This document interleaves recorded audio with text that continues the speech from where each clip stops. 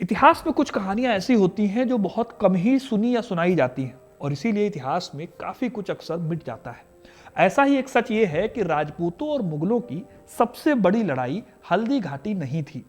मुगलों को सिर्फ एक भाले से एक 23 साल के राजपूत ने इस लड़ाई में हरा दिया था, सिर्फ एक भाले से। लेकिन अफसोस की बात यह है कि हिस्ट्री बुक्स में उनका नाम बड़ी मुश्किल से मिलता है। आई एम श्योर जब आप ये नाम सुनोगे तो आप भी एग्री करोगे कि आपने इनका नाम बुक्स में तो शायद ही पढ़ा होगा। ऐसा इसलिए भी था क्योंकि उनके पिता बहुत ही ज्यादा महान थे। अभी आपको पता चल जाएगा। आज की जो स्टोरी है वो उसी जंग की है जिसे इतिहास ने छोटा बना दिया, और साथ में उस राजा की स्टोरी भी है जिसे लोग कॉम्प्रोमाइज करने वाला या संधि करने वाला कहते हैं। लेकिन एक रियलिटी ये है कि इवन माइटी मुगल्स भी उन्हें चक्रवीर कहते थे। यह कहानी है कुंवर अमर सिंह की, जिन्हें दुनिया सिर्फ महाराणा प्रताप के बेटे के तौर पर जानती है, बट उनके कंट्रीब्यूशन ने एक टाइम पर मेवाड़ को बचाया था। आज मैं आपके सामने रखूंगा कुंवर अमर सिंह की पूरी कहानी को। यह भी आपको पता चलेगा कि आखिर महाराणा प्रताप की मृत्यु के बाद मेवाड़ में क्या क्या हुआ था, क्यों अमर सिंह ने मुगलों के साथ संधि कर ली थी, जिसके लिए उन्हें क्रिटिसाइज भी किया जाता है, और उनकी महानता के किस्से भी सुनाए जाते हैं। दोनों साइड्स हैं। तो ये सब कुछ पता चलेगा इस वीडियो में, तो वीडियो को पूरा देखिएगा, क्योंकि अपना इतिहास नहीं जानोगे तो खुद को कैसे पहचानोगे। एक कहावत है, चराग तले अंधेरा, यानी कि जब कोई चराग जलता है तो उसके नीचे अंधेरा होता है जहां कोई देख नहीं पाता। इसका बेस्ट एग्जाम्पल है कुंवर अमर सिंह। अमर सिंह महाराणा प्रताप के सबसे बड़े बेटे थे। महाराणा प्रताप की तरह इन्होंने भी मुगलों से कई बार लोहा लिया। करीब 17 बार मुगलों से भिड़कर उनकी ताकत को इन्होंने कमजोर किया। जिस वक्त देश में मुगलों की अधीनता को एक्सेप्ट करने वाले लोगों की लाइन लगी हुई थी, उस वक्त महाराणा प्रताप का मेवाड़ मुगलों की अधीनता से दूर था और अपने अस्तित्व की लड़ाई लड़ रहा था। इसी लड़ाई को आगे बढ़ाने का काम किया था महाराणा अमर सिंह ने। महाराणा अमर सिंह कितने शूरवीर थे, इस बात का अंदाजा लगता है दीवेर की लड़ाई से। मेवाड़ में कुंभलगढ़ किले से करीब 50 किलोमीटर दूर दीवेर नाम की जगह पर राजपूत टुकड़ी ने मुगलों पर धावा बोल दिया। तब यहां पर मुगल कमांडर सुल्तान खान की ड्यूटी थी। उसे बहुत ही खूंखार कमांडर माना जाता था। इतिहासकार आशीर्वादी लाल लिखते हैं कि इस लड़ाई में कमांडर सुल्तान खान को एक भाले से अमर सिंह ने मार डाला था। जल्दी ही इस लड़ाई में सेना के पांव उखड़ गए और 23 साल के अमर सिंह ने इस जीत को डेडिकेट किया अपने पिता महाराणा प्रताप को, जो मुगलों से लंबी लड़ाई लड़ते आ रहे थे। साल 1582 के दिन दीवेर की लड़ाई लड़ी गई। ये लड़ाई हुई थी दशहरे के दिन। कुंभलगढ़ से करीब 50 किलोमीटर की दूरी पर पड़ता है दीवेर। इसी जगह पर राजपूतों ने चढ़ाई की थी। देखो, दीवेर की लड़ाई को अक्सर एक अचानक हमला मानकर छोड़ दिया जाता है, लेकिन असल मायनों में ये लड़ाई बहुत ही प्लान्ड मिलिट्री स्ट्रेटजी का रिजल्ट थी। दीवेर असल में अरावली की पहाड़ियों के बीच मौजूद एक सकरा सा दर्रा था। यह दर्रा मेवाड़ को मारवाड़ से जोड़ता था। जाहिर है कि इस इलाके की ज्योग्राफिकल इंपॉर्टेंस बहुत ज्यादा थी, क्योंकि यहीं से होकर मुगलों की जो रसद होती थी सेना की, और घोड़े और जो सैनिकों की आवाजाही होती थी, वो यहीं से होती थी। महाराणा प्रताप और उनके पुत्र अमर सिंह, इन दोनों को अच्छे से पता था कि मुगलों की फौज बहुत बड़ी है और उनसे डायरेक्ट सीधी टक्कर लेने में नुकसान ही मिलेगा, बाकी कुछ हाथ नहीं आएगा। इसीलिए उन्होंने एक स्ट्रेटेजी बनाई कि मुगलों की सप्लाई लाइंस को तोड़ दिया जाए। इसके लिए भी दशहरे का दिन चुना गया, जिसकी अपनी एक खास वजह है। इतिहासकार बताते हैं कि दशहरे के दिन किया गया हमला केवल एक संयोग नहीं था, कोइंसिडेंस नहीं था। इस टाइम पर मुगल सेना रोज के कंपैरिजन में ढीली रहती थी और लोकल लेवल पर चौकसी कम होती थी। इसका फायदा जो है आप भी गेस कर सकते हो कि सीधे सीधे राजपूत सेना को मिलता। उधर दीवेर में मुगल फौज का बहुत ही एक्सपीरियंस्ड और खूंखार सेनापति सुल्तान खान मोर्चा संभाले हुआ था। लोक कथाओं में कहा जाता है कि सुल्तान खान ने अपने कैंप में खुलेआम कहा था, राणा प्रताप बूढ़ा हो चुका है और उसका बेटा अमर सिंह अभी बच्चा है। मेवाड़ अब केवल नाम मात्र का बचा हुआ है। लेकिन सुल्तान खान ने दोस्तों सपने में भी नहीं सोचा था कि राजपूत टुकड़ी पहाड़ियों और जंगलों का इस्तेमाल करते हुए अचानक उनके ऊपर चारों ओर से हमला कर देगी। जो अमर सिंह सुल्तान खान के लिए बच्चा था, उसी बच्चे ने सुल्तान खान की मौत सिर्फ एक भाले से लिख दी थी। इस घटना के 2 रिएक्शन हुए। अकबर के लिए यह बहुत ही बड़ा झटका था, क्योंकि एक सीधे युद्ध में उसका सेनापति मारा गया था। वहीं दूसरी तरफ महाराणा प्रताप को अपने पुत्र में एक शानदार भविष्य दिखा, जिसने दुश्मन का कद देखे बिना उससे लोहा लिया था। दिवेर की लड़ाई की सबसे बड़ी खासियत ये थी कि ये संख्या या हथियारों की लड़ाई नहीं थी, बल्कि ज्योग्राफी और टाइम के अच्छे इस्तेमाल की जीत थी। मुगल सेना के पास बड़े बड़े भारी तोप खाने थे, बंदूकें थी, जो उसे एक महान सेना बनाती थी, इस पर कोई डाउट नहीं है। लेकिन उनकी सेना की कमजोरी थी सकरे रास्तों में और ऊंचाई वाले इलाकों में लड़ना, क्योंकि वहां पर ये वाले जो हथियार है ना भारी भारी, ये बेकार साबित हुए। उसके उलट राजपूतों ने हल्के हथियारों का इस्तेमाल किया, घोड़ों और लोकल रास्तों के अच्छी नॉलेज का फायदा उठाया और कुछ ही घंटों में मुगल आर्मी को पीछे हटने पर मजबूर कर दिया। इस लड़ाई में 23 साल के अमर सिंह की वीरता सबके सामने आई।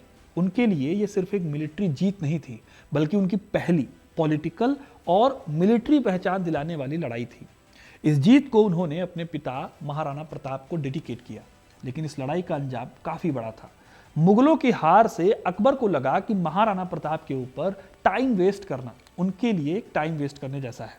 इसीलिए अकबर ने मेवाड़ को प्रायोरिटी लिस्ट से हटाया और गुजरात जैसे एरियाज की ओर अपना ध्यान लगाया। इस बात का फायदा उठाकर महाराणा प्रताप ने मेवाड़ के कई खोए हुए इलाकों को वापस हासिल कर लिया। इस तरह दिवेर की लड़ाई अपने आप में यह साबित कर देती है कि मुगलों की सेना अपराजेय नहीं है, यानी उन्हें हराना इम्पॉसिबल है, ऐसी कोई बात नहीं है। फिर बाद के सालों में जो लंबा स्ट्रगल मुगलों और मेवाड़ के बीच चला, उसकी नींव कहीं ना कहीं इसी दिवेर की जीत में छिपी हुई थी।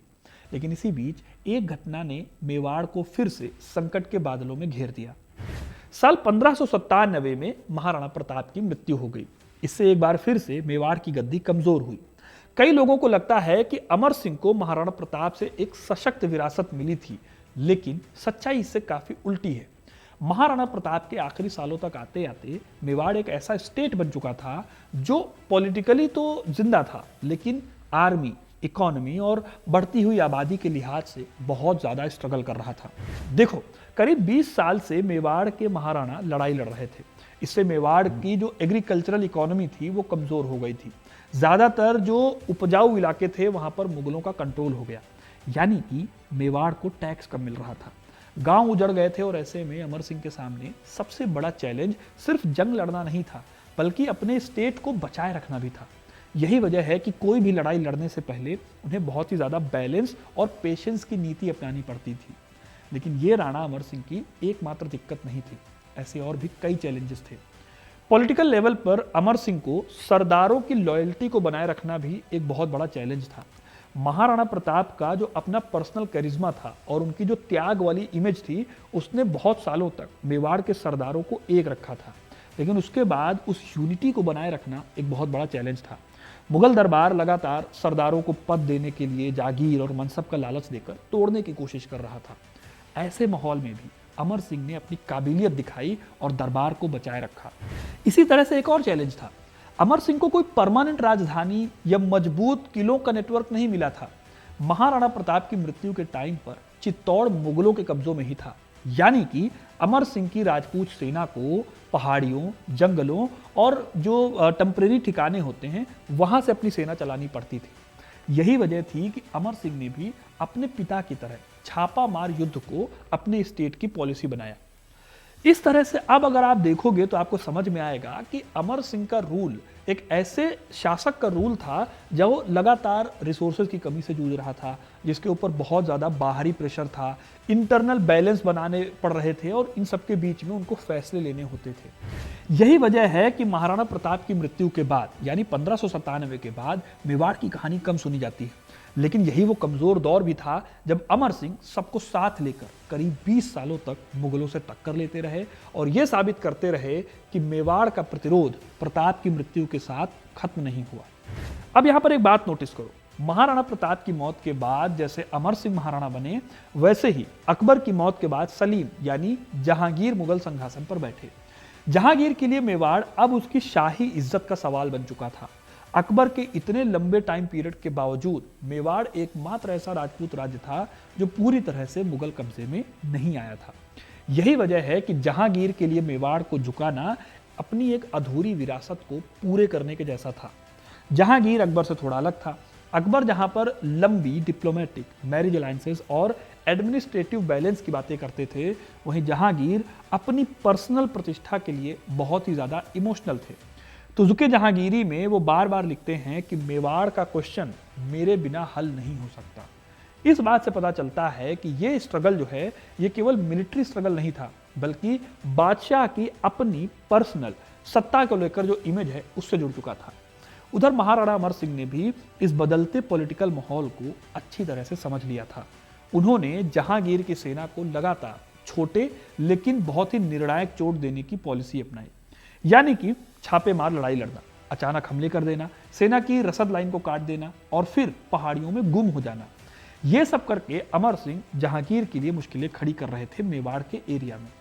जहांगीर की हालत अब ये हो गई थी कि अब उसे अपने ही सेनापतियों पर पूरी तरह से भरोसा नहीं हो पा रहा था। 1605 से 1612 के बीच भेजे गए कई मुगल जो अभियान थे वो कामयाब नहीं हो पाए। इन नाकामियों ने जहांगीर को यह भरोसा दिलाया कि मेवाड़ को ऐसे ही नहीं हराया जा सकता जैसे बाकियों को हराया गया। इसी वजह से फिर उसने एक शाही अभियान का रूप देने का निर्णय लिया। इस अभियान की कमान उसने सौंपी अपने पुत्र खुर्रम यानी शाहजहां को।